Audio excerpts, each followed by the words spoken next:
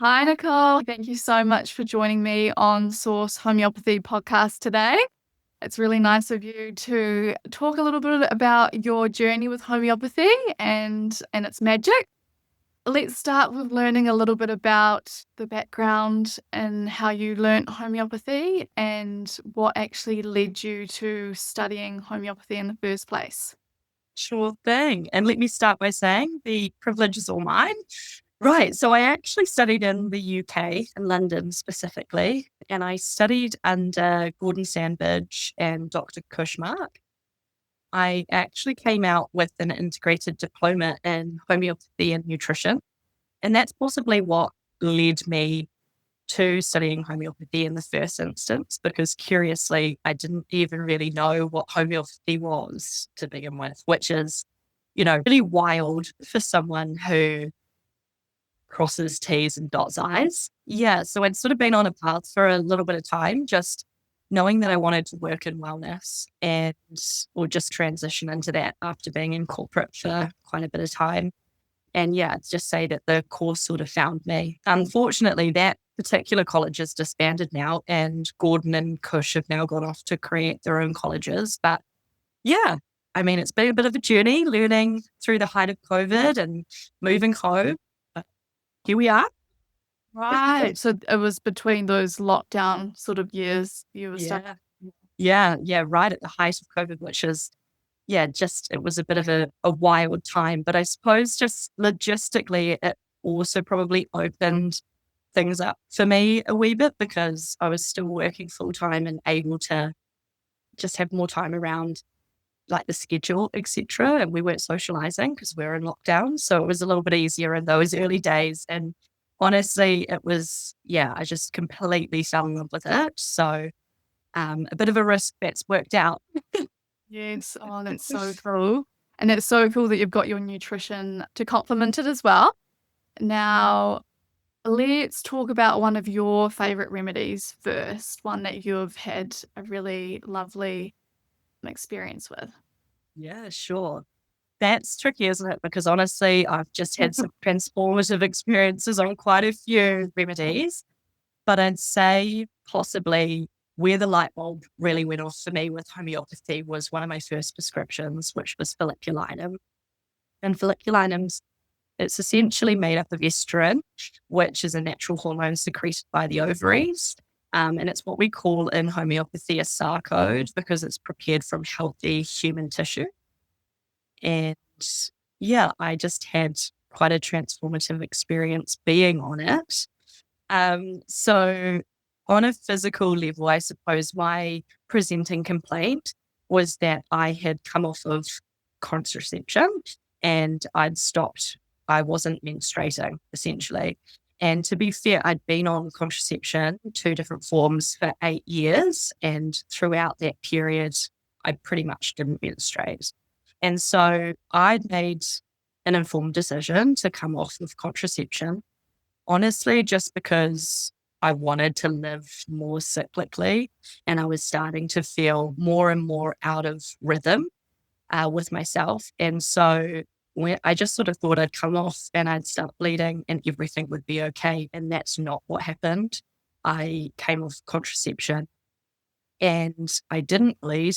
And honestly, that went on for months and I just felt completely out of sorts. And I, yeah, went along to see a homeopath. I'd started studying homeopathy and it was one of my first prescriptions. And yeah, honestly, within a month of being on this folliculinum prescription, I started bleeding again and have thereabouts bled like clockwork since, which is, it's groundbreaking. It's undisputed. This medicine works. Some people don't really realize what wearing themselves thin actually is. We just get on this like treadmill of just living life, thinking that it's so normal. And obviously, being females, we're not actually as in tune as what we think we are because we're trying to live up to the standards of this Western society model of go go. What were some of the signs that you noticed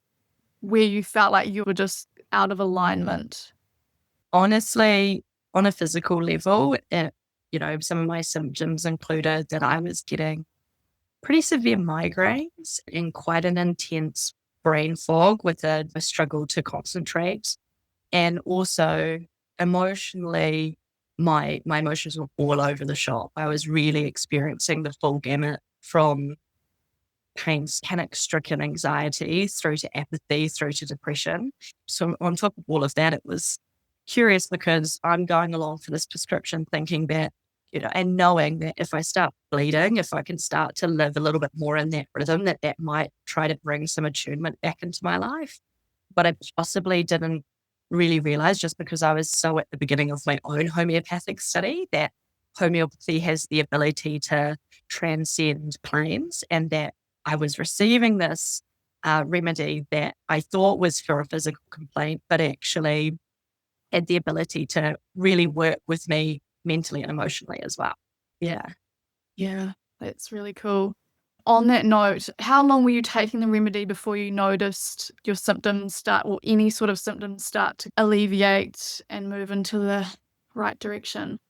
So I was on that remedy for a month. And within that month, I was starting to bleed again. So it's been about 5 years now. And from that year thereabouts, I bleed like clockwork, which was fabulous. And I was floored by that alone. And it probably wasn't until I really started to study homeopathy and take a bit of a retrospective look into the things that had started to shift in my life that it actually had quite a profound effect on me mentally, emotionally as well. So maybe to answer that or delve into that, curiously, this remedy is sort of colloquially referred to as the doormat remedy in homeopathy. So you might hear someone needing a prescription of folliculitis say, I feel like people walk all over me. And that was exactly what was happening in my life, to be fair, prior to the remedy. Yeah, I'd spent a lifetime people pleasing. I've had an addiction to rescuing people. And it's almost like where I sought my worth. And I had exceptionally low self-esteem and just this profound fear of conflict. And so, like, looking back on it all retrospectively, things really started to open up and shift, and it really started to pave the way for some immense healing and transformation to take place in my life. So, that then continued. That was an evolution, right? But yeah, I'm certainly not the person I am today that I was, say, 5 years ago when I took that remedy. Yeah. I have heard of some homeopaths, they will quite often start out with, like every homeopath has their own way, but they'll start out with giving that remedy first over anything else, because obviously there's just been such a generation that have really suffered from taking birth control pill, and it's just screwed with everyone's hormones. And you're so right. Like, our generation is, our predecessors were having children earlier and were having bigger breaks. And so it's crazy to think that I'd been on it for 8 years and that was coming off it 5 years ago. This isn't about fearmongering. Like, this is my experience and my experience alone of being on it and coming off of it. And I suppose, yeah, you're right that what we're trying to do here, or what we're trying to spread, is that homeopathy really has the power to heal or just to bring us back into alignment. So it makes sense why homeopaths might start with that prescription. Yes. Well, thank you. Thank you so much for sharing some of your own healing journey with us. My next question, I was going to ask you, what is one of your favorite remedies that you've given to one of your clients? And if you can tell us maybe a little bit about their story as well, or how you saw them evolve with that remedy. One of my favorite remedies, or maybe one that I've prescribed quite a bit in clinic, is carcinosin. And carcinosin is like fantastic for a huge suppression of emotion. And let's be real, in today's day and age, there's a lot of unprocessed emotion, specifically sadness and anger, right? And so what carcinosin does is it helps to almost take the lid off of and allow people to start processing some of that. And curiously, it's actually created from breast cancer tissue. And in homeopathy, we see cancer as being connected to suppression in one way, shape, or form. So what fitting with homeopathy's guiding principles, like she was like. Um, but yeah, out of the clients that I've had on it, I mean, there's been some kind of profound uh, transformations in their life. But I suppose one that comes to mind is, yeah, so I had a girl in her early 20s come to see me, and she actually had glandular fever. And the way that that had manifested for her was chronic fatigue, an immune system that was completely flawed. It wasn't really working. It meant that she was susceptible to picking up everything that went around. And yeah, it had also manifested itself into like a crippling anxiety for her. And so carcinosin felt like a right remedy choice for her to begin with, possibly also because like tying in that mental emotional element too, a precursor for all of this was that she actually wound up growing up in quite a domineering, dysfunctional family or household. She is also the youngest. And so what tends to happen with people who are the youngest is they almost grow up before their time. They see things that they perhaps shouldn't have. And so, yeah, she'd learned to suppress her emotions, really. She was quite sensitive to reprimand. She cried easily, but she'd learned to put others before herself. And so, yeah, the glandular fever culminated for her in a way of like her immune system completely and utterly shutting down. And so she battled with that for years before she came to see me.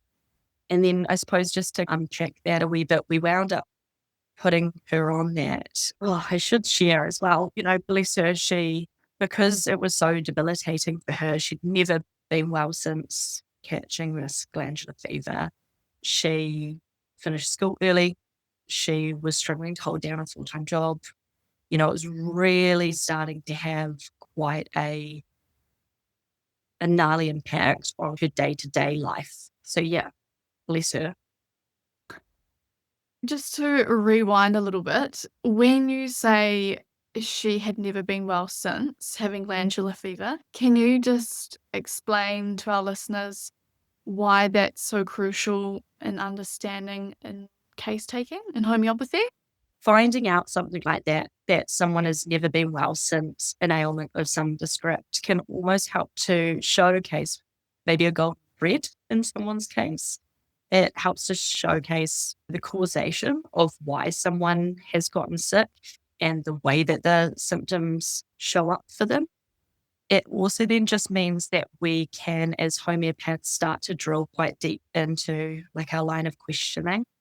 And also, similarly, on the other hand, when we go to prescription time, it just helps us to really narrow down what remedy we want to give for the individual, just to make sure we're giving them a really targeted prescription. So one of our rubrics might be never been well since glandular fever, which really helps to wind in the gamut how many remedies we could wind up prescribing an individual. So it just helps to keep things quite targeted and tailored. Now, with your nutrition qualifications, were you able to use these when you were taking her case?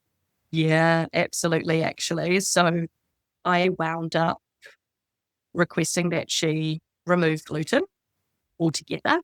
And she's not celiac herself. And celiac, you know, is a chronic autoimmune disease triggered by gluten, which can actually be triggered by a viral infection like glandular fever. But that hadn't happened for this particular client. She was just exhibiting a sensitivity to gluten. And so in individuals like that, we already know that like gluten is going to increase their inflammatory point.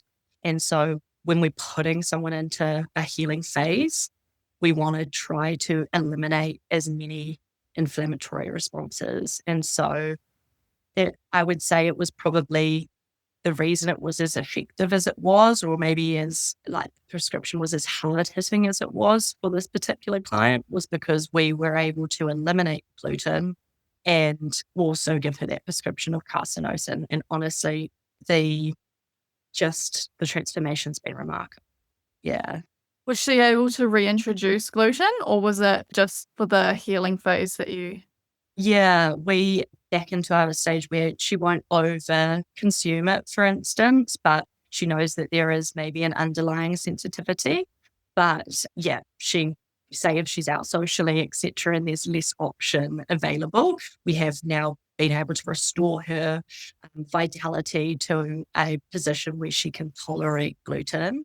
But yeah, she knows that she's still better for not having it as often in her diet. And particularly because we know now that glandular fever presented itself as a bit of a weakness in her immune system. And so anything we can do to keep her inflammatory markers lower are a win. Yeah, definitely.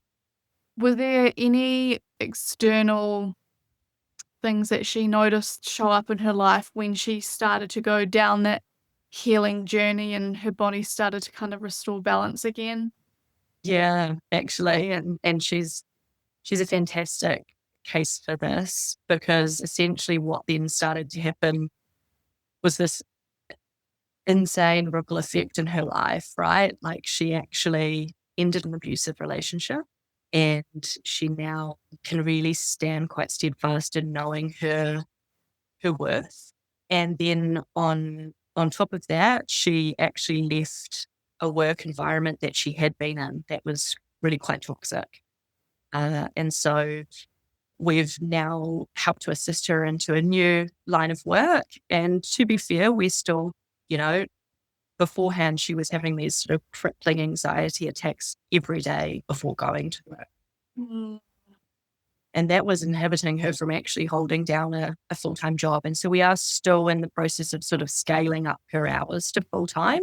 But what has shifted is that she's now not having these daily panic attacks. That's huge.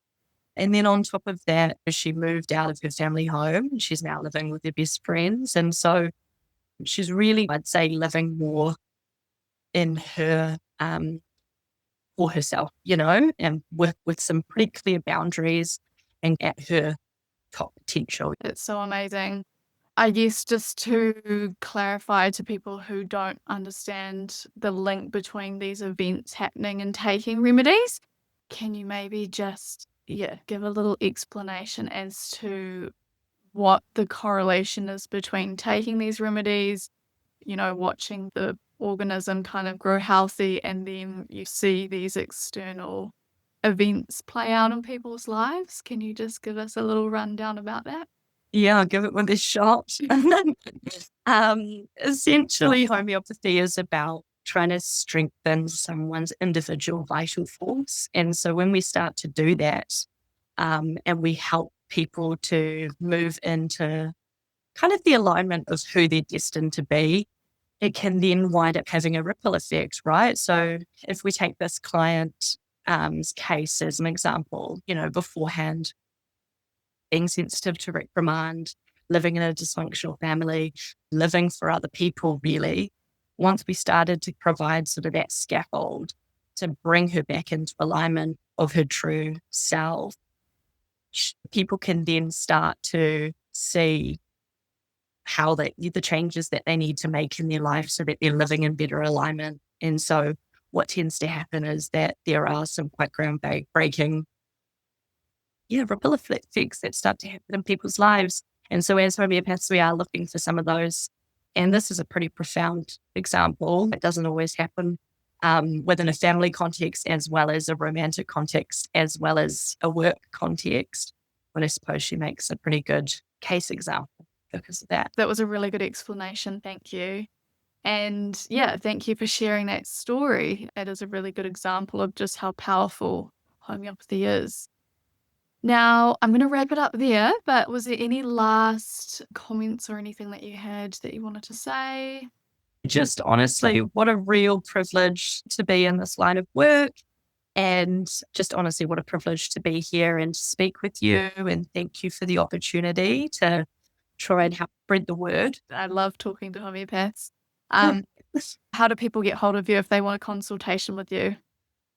Thank you. If social media is your jam, my handle is at Nicole Nutrition and Homeopathy. which is quite a mouthful. If you wind up finding my page there, there will be a link that will take you through to every way you can contact me. And if social media is not your jam, then my website is where I ask people to book. And that is www.nicole-sutherland.com. Awesome. All right. Well, thank you so much for your time and all your great stories with us.